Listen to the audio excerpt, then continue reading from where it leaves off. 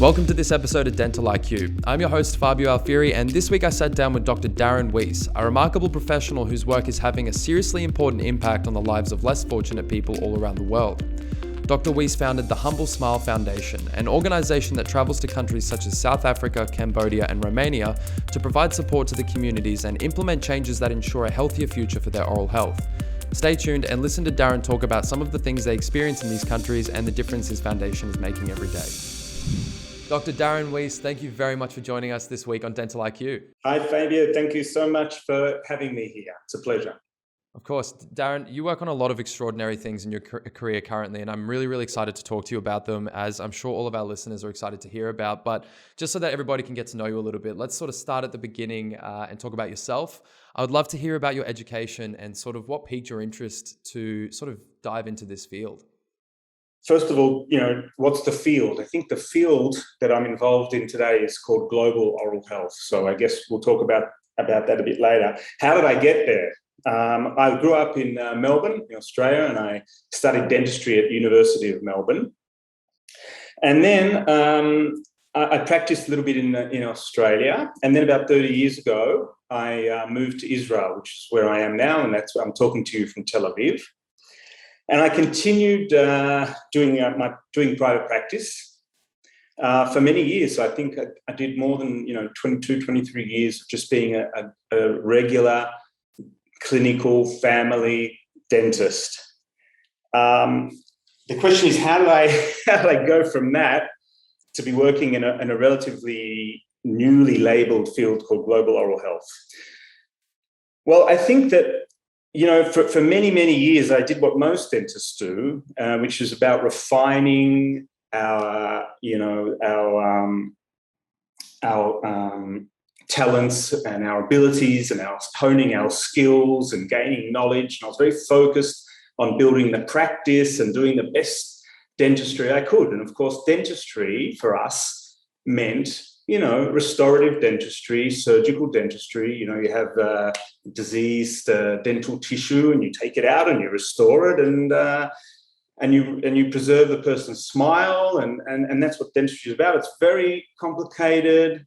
It's getting more and more technical, and you really have to keep up if you want to really be doing the best service to your patients. So I wasn't thinking much outside of that. But over the years, as I was treating these patients, I started thinking, what happens to the people that actually cannot get the kind of dental treatment that I'm doing?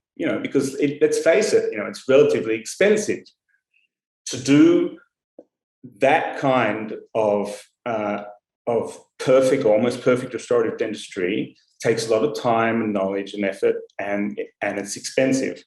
So I started looking into this question: what happens to those people? And after a while of research, I realized that actually most people do not have access to dentistry at all.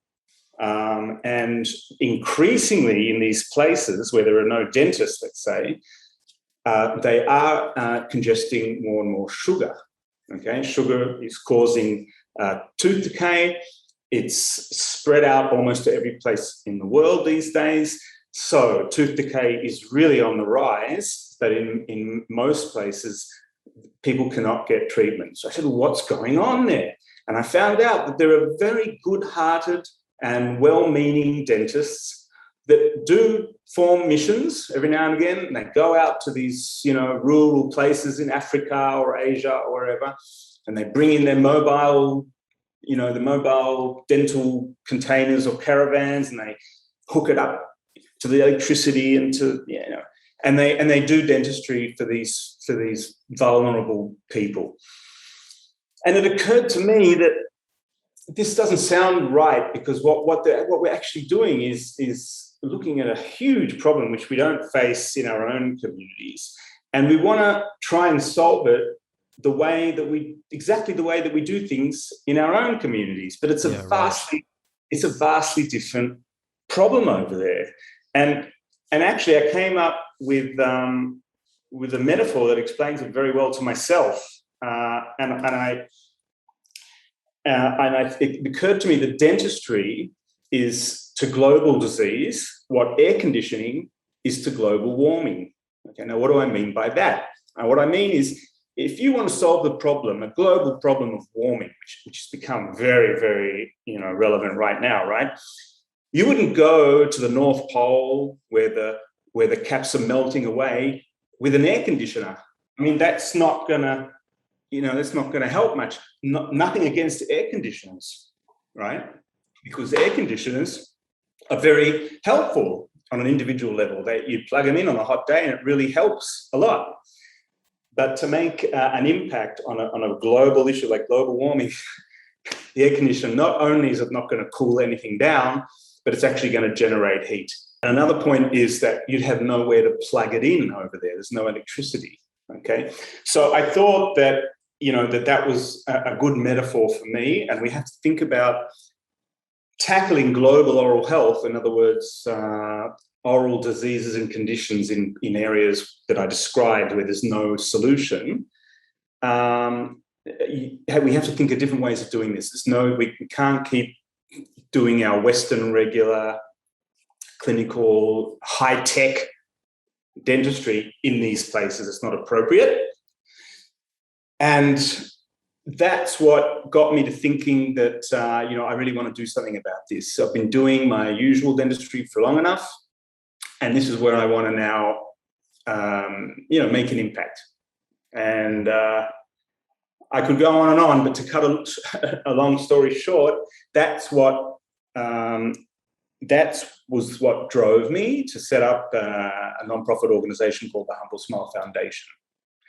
And the Humble Smile Foundation, its mission is to search for models that are appropriate for global oral health, for models of dentistry or oral health care that do work for the millions of people that are in that very, very awkward position of not having a solution for the cavities and for the disease in their mouths. And it turns out that there are about 3.5 billion of these people around the world. 2.4 billion adults have untreated tooth decay.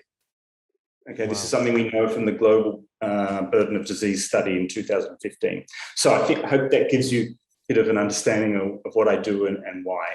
Of course.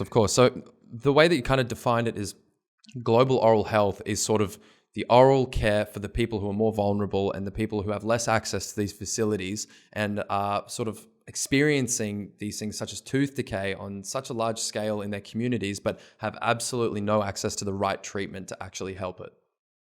Yes, that's correct. I would just add one thing to global oral health, and that is because of the situation that you described so well just then, the treatment or the solutions in global oral health are going to be population orientated. They're going to, in other words, when we have a patient in global oral health is a community. Okay, so when we go, just like a dentist will sit you down on the chair and do a treatment, an exam, and then a treatment plan, and then the whole thing. So in global oral health, we go into a community, we do a needs test. We survey survey the people. We try to understand what are the main problems. Then we search for the causes, what's causing these problems, and then we design interventions on a population level that can prevent the disease further down the line. Okay, so these interventions are going to be community-focused interventions. And you're saying that sugar is one of the biggest sort of contributing factors now. Yes, sadly, I would call it big sugar. This is something that hasn't been tackled. We all know that smoking has been tackled, and we can see the results of the limits in advertising and everything that goes along with smoking because of the detrimental health effects of smoking. But for some reason, when it comes to sugar, not much has been done, even though there is a slight change. We're starting to see some labeling going on there about high sugar content. But yeah, sugar is really the cause of this dental decay epidemic around the world. And not enough is being done to address this, particularly for children. For example, advertising. You're constantly seeing, children are constantly seeing, Coca-Cola, Pepsi ads. You have these sweet things at the checkouts, which are easy to get to. There seems to be no thought or regulation about this. And I guess it's because Big Sugar is so big. In fact, there's a Lancet commission, it's called, and they investigated this, and they found that the total budget, the yearly budget for Coca-Cola and Pepsi together is greater than the budget of 125 countries, each one. So we're talking about 125 countries. Yeah, like each one of those 125 countries has a gross domestic product which is less than the combined of the Big Sugar. So what that means to me is that they're quite helpless in a way, these countries. And Big Sugar has saturated the Western world, right? We know that. So they're looking for where they can now find, open up new markets. And these are going to be the countries that really have no way of fending for themselves. And actually, it's interesting that we're talking about this because the WHO is now working on a strategy for decreasing global oral disease.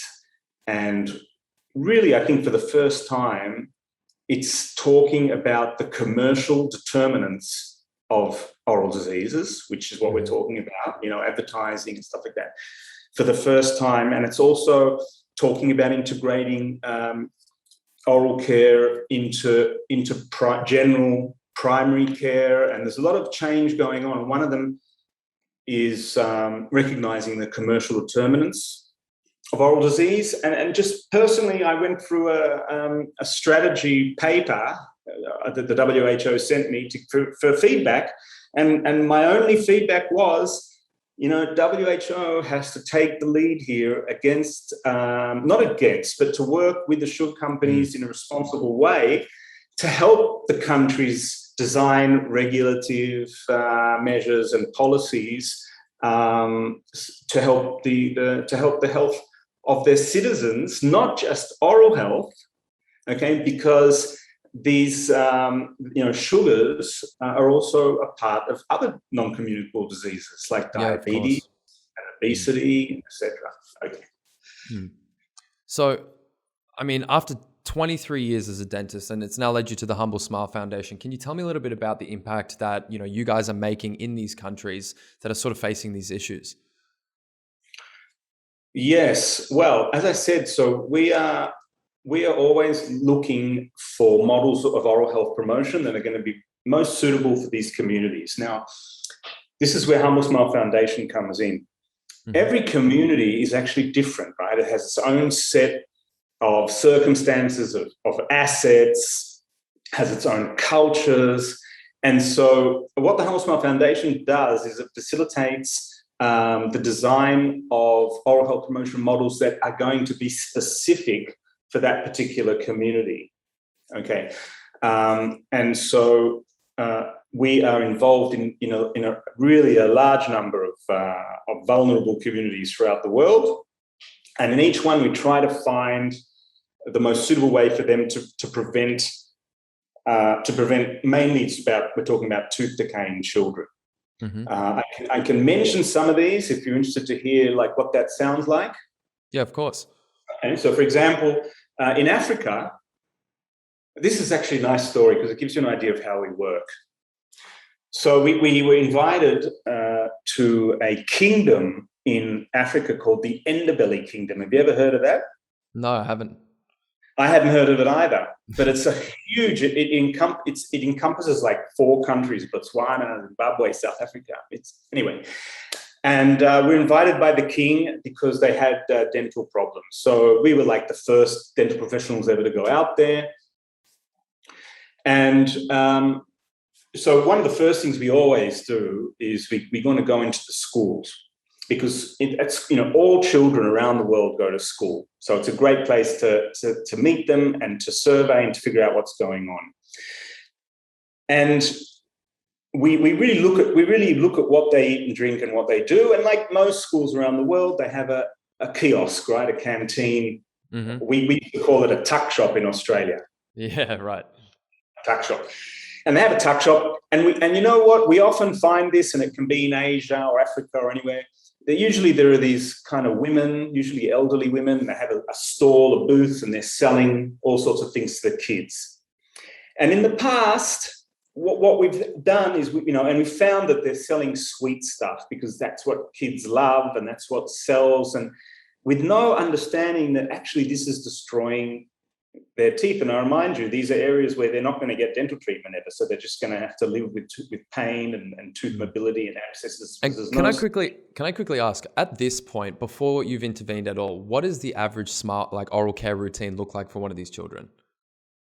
Oh, well, you see, the Humble Smile Foundation will go to places where there is almost nothing. In other words, where they don't have toothbrushes, right? Because we look for the really hard cases. That's where we're going to make the biggest impact. So really, they don't have an oral care routine usually, and they don't know much about it. Sometimes there's one toothbrush for the family, okay, which is also a problem, especially now with COVID. But, this is something that might surprise you and the listeners. Oral hygiene is not the main determinant of disease. Again, it's nutrition, right? And it's the sugar. Okay, so they're the things that we're looking at. So, like for example, in Cambodia, we saw these women and they're selling these sweets. And so what we do is we now work with these women to find alternative foods that they can sell to the children. Okay, so we work with them, and at the same time we work with the school to change the policy that they're no longer going to allow sweet things into the school. And then we also work with the kids. In this particular case, I'm thinking about Cambodia. Humble Smile Foundation bought all the sweets from these stores in the school, paid for them. We had a huge ceremony. We loaded a tuk-tuk with all the sweet stuff. And we bid it farewell. We had a whole thing, and from that point on, this school became a health promoting school. Okay, right. So now getting back to Africa, we find these women again selling the sweets, and this time we thought we have to find out a little bit about these women, and so we did research on the spot, and we soon realised that we've stumbled across the Go-Go's, which you've probably never heard of. I'd never heard of it. But in Africa, particularly in Southern Africa, Go-Go's is an institution. It means grandmother. Mm-hmm. But because of the situation in these rural areas, the grandmother's taken on the major role of caring for the children, because the adults have either moved to the cities to get work or they've died from HIV. And so actually, what we decided to do here was, and also the Go-Go's, because they're the primary care people for the children, they're very vested in the health of the kids, and they want to do the best they can. Of course. And so we decided to make them our partners. And so now we partner with Go-Go clubs, because the Go-Go's actually organize themselves into societies, and they help each other and they support each other. Really quite incredible. And we find ways of supporting our Go-Go clubs, and they help us monitor and supervise daily toothbrushing in the schools and proper nutritional policies at the schools, you see. Mm-hmm. So that's just, a particular kingdom, a particular place in Africa, which we've expanded that program, and now we're doing a study in Uganda. The South African project is called Go-Go's Give Smiles. Mm-hmm. In Uganda, Go-Go's are Tatas, so this is going to be Tatas Give Smiles. So we're expanding that as much as possible. But every location has its own looks different and has its own way of working. And I see what you're saying about what your foundation does. It would be very easy for you to just go in there, fix the tooth decay, do some fillings, and leave some toothbrushes and leave. But instead, you're actually going to the root cause of the issue itself, such as, the canteen and the sweets, and not understanding what that's actually having on a larger scale impact. And you're fixing that with them and you're educating them so that when you do leave, it's not going to get worse again. It's going to continue to get better. That makes perfect sense. That's what you said is what most people think, and it's true, but not completely true, because we are not about education. And the reason is because we are still dentists at Humble Smile Foundation, right? We're just looking at things differently. But being a dentist means that we're evidence-based. So we will only do things or interventions that have evidence, all right? And there's never been any evidence for education, all right? So just telling the children, in any, the most creative, the most powerful way has never been proven to work, strange as that might seem. So what we really go for are behavioural changes. In other words, if we no longer have sweets being sold at the canteen, they're not going to be getting those sugars, right? It's not a matter of education. Yep. Education comes into it on a very minor level. We might do that with the teachers in the classrooms, but just out of respect, so they understand why we're doing what we're doing. Yeah, okay? Of course. What we're doing is we're instituting behavioural changes, if it's nutritional, if it's oral hygiene, like toothbrushing with a fluoride toothpaste on a daily basis. These sort of things are what's needed, and education is not doesn't get the results. But it's more education for the teachers, as you said, and the go-go's, and educating them as to why you're doing what you're doing. Absolutely, you're right. Yeah. Those are the people that are so important, and it's worth investing education in them, because the sustainability of the project is ultimately dependent on them. And that's another big part of what we do at Humble Smile Foundation, particularly during this pandemic, is we strengthen and maintain the connections with the communities through our change agents, whether they're go-go's or school teachers, or whatever. Right. So if I'm an everyday dentist and I really want to get involved in something like this, what's a good first step for me? Okay, if you're a dentist. Yes. Right.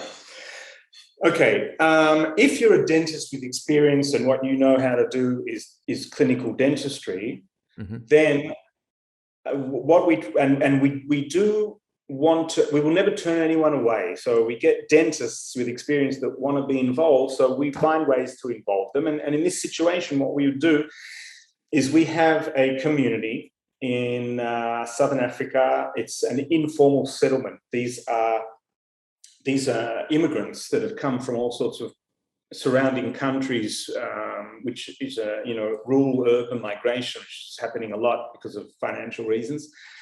And these informal settlements pop up, and one of them is called Malusi, just outside of Pretoria. And we have a collaboration with the University of Pretoria, and there's a program called Community Orientated Primary Care.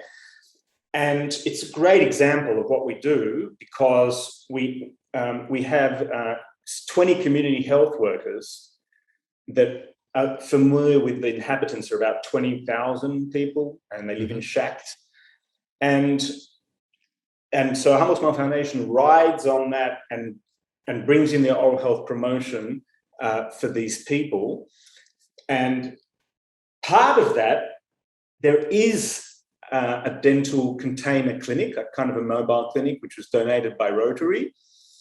And if a problem has been encountered, if someone has a serious issue, like pain or an abscess, they will be referred for urgent treatment to the dental clinic. And that's where we bring in our dentist volunteers that have lots of experience, and they'll be very comfortable doing surgery and doing what has to be done. But the point is that we're not the type of organisation that will just set up a mobile clinic somewhere. This is only because it's part of a much bigger program, which is primary care, preventive, and community orientated. Right. So outside of something like tooth decay, which I'm sure is the most common issue that you're facing, what are some of the more common issues that you're also facing? Is it cancers, periodontitis, tooth trauma? What are some of the other common ones that you see in these communities? Yeah, I'd say the biggest one is tooth decay because of the nutrition which we discussed. Um, then the other ones you have in India. In India particularly, there is a big problem of tobacco. They're chewing tobacco, they're smoking tobacco, and they're getting oral cancer. So our program in India, which is called Healthy Homes, it's kind of like the Malusi one in Africa, but in a slum in Mumbai, is about not only about sugars and oral hygiene and nutrition, but it's also about tobacco. Because that's a very difficult thing to change because it's part of the culture. It's something that the kids see at home, and it takes a lot of creativity and effort to change behaviours. Changing behaviours is probably the most difficult thing there is. It sounds simple, but to implement, to execute, it's very difficult to do. So I would say cancers, and then there's also traumas, gum diseases, and there's another disease which is not very common, but it's more common than it's known, and that's called noma. You've probably never heard of noma. It only happens in very remote places. It's a childhood disease. If you get it, it's an infectious disease which starts off with a small sore and ends up literally eating away at the face. And in 90% of the cases, it results in death of the child. Oh, wow. And the sad reason that this is an unknown disease is because of in a society where this happens, it's considered embarrassing to have a child like that in the family. So they just kind of remove them or hide them away and they don't until seek help. they die. So we're also trying to raise awareness about noma, and this is also something which has finally now made the World Health Agenda as well, recognizing noma. It has to be researched; it's not fully understood. So we see lots of different things. There's lots of different diseases, and I'm happy that now there is a shift within the profession, which is recognizing that we need to look rural, we need to look globally, and we need to have a community and people-centered. Definitely. Well, I mean, it's so great to hear that global oral health is growing and becoming more sort of recognized, and there's more people putting their hand up to help as well, which is just incredible. So for your foundation, what's next for the Humble Smile Foundation? Okay, well, I'm glad you asked that. We've got so many exciting things going on. I think one of the most exciting ones is the use of artificial intelligence. So whatever solutions we're going to come up with for these people, we're going to use, the best, tools available. And so we are lucky to have a collaboration with a company in Paris called Dental Monitoring, which does it does an oral screening, which means a person opens their mouth and you're able to get a complete picture using a phone of the mouth, including all the problems, all the teeth and everything. And because it's so simple to do, what this means is that oral health surveillance or surveying oral health in the community can now be done by non-dental personnel. You see, one of the big limitations of dentistry is that it's done by dentists, okay? And there are no dentists out in these places, as we've said. So we now have a technology that can be in the hands of just a community health worker or some other worker that can just be trained very quickly. And then they can get all the information, that the oral health status of a person within 2 minutes. All the information is stored. We can use that information to help us appropriate resources in primary care, or to flag a condition, send them off to an emergency, or to follow our interventions over time and see what's working, what's not working. We can find connections between lifestyles and diseases, because part of the screening is also asking questions about their lifestyles. So I think artificial intelligence, I think, is the most exciting thing moving forward for us. That sounds like a big jump forward in terms of at least the care that you can provide and the things you can do for these communities. Definitely. Yeah, definitely. And it's such a powerful tool because you can then go to government and you can show them real numbers. And that hasn't been statistics. an option Yeah, right. If I go to a government now, and we do advocacy, that's part of what we do. We say, well, we were in this community and we saw this. But when you come with like huge data that's showing this, it's very hard not to act on that. It's irrefutable. That's right. I mean, at that point, it's very easy for them to make a decision based on what they need to do.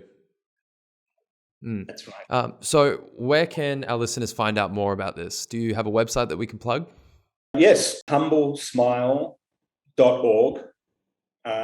There is a button there, get involved, and then there are different ways you can get involved depending on who you are and what you are. So if you're a dentist, we can offer volunteering. If you're a dental student, you can come on a mission. You can join us as an intern.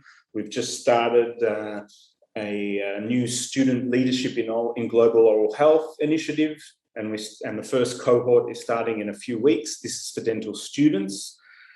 We're open to dental hygienists, and anyone who wants to get involved in this, even if you're from industry or from the academia, we will find a way of getting you involved, because this is a multidisciplinary approach. And for anyone listening, I strongly recommend visiting the website and just checking out the projects that Humble Smile Foundation has done, because it's very heartwarming and it is very inspiring. So yeah, that's incredible work and it's great to hear about it. But that's just about all the time we've got anyway, Darren. But before we wrap up, I would love to jump into some quick fire questions with you, which is a segment we do at the end of every episode. So I'm going to hit you with a few questions and I'd love to hear the first answer off the top of your head. Okay. All right. First question. Did you have a role model in the early days of your career? Yes, I think the person that most inspired me in first year dentistry is a person called John Snow. And he's actually the father of epidemiology. Epidemiology is a word we've all become familiar with now. But before Corona, I don't think many people knew what epidemiology was.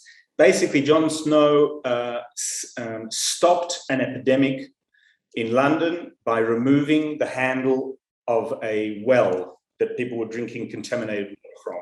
So that inspired me because it was a simple intervention. It was a community-orientated intervention.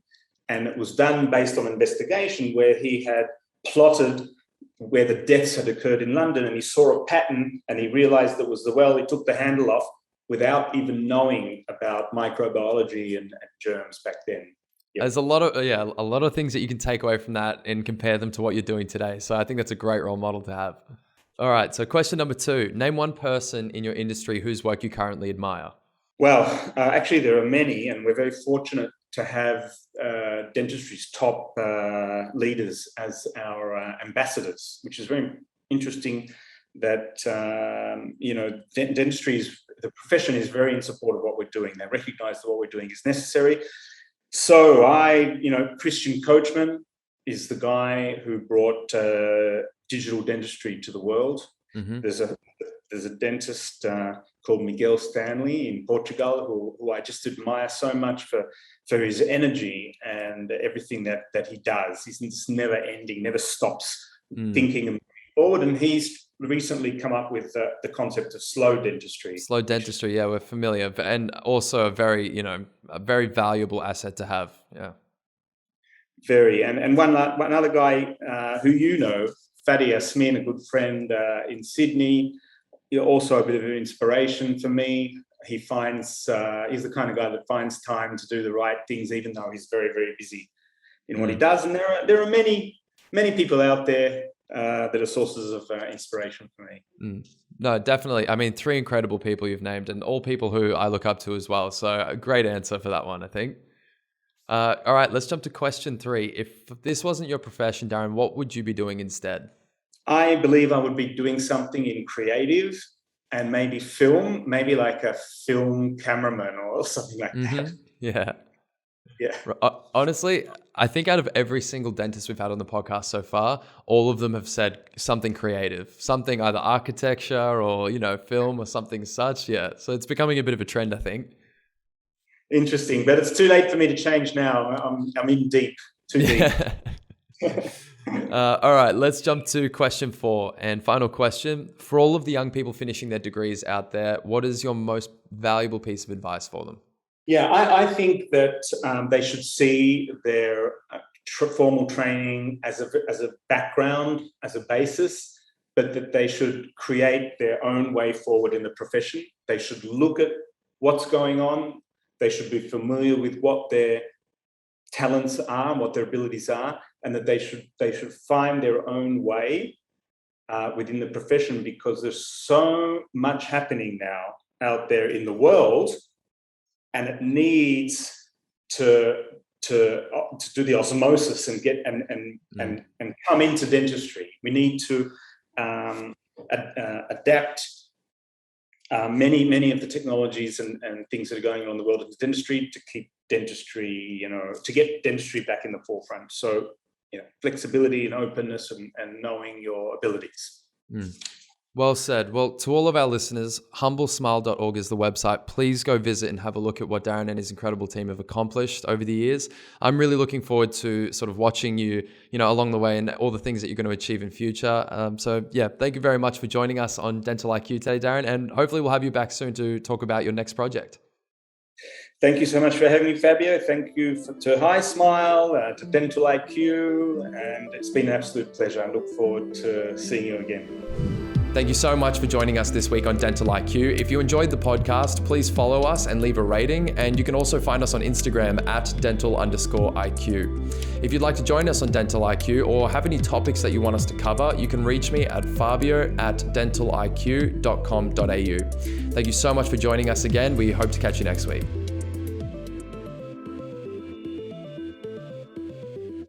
Dental IQ is produced by Hi Smile.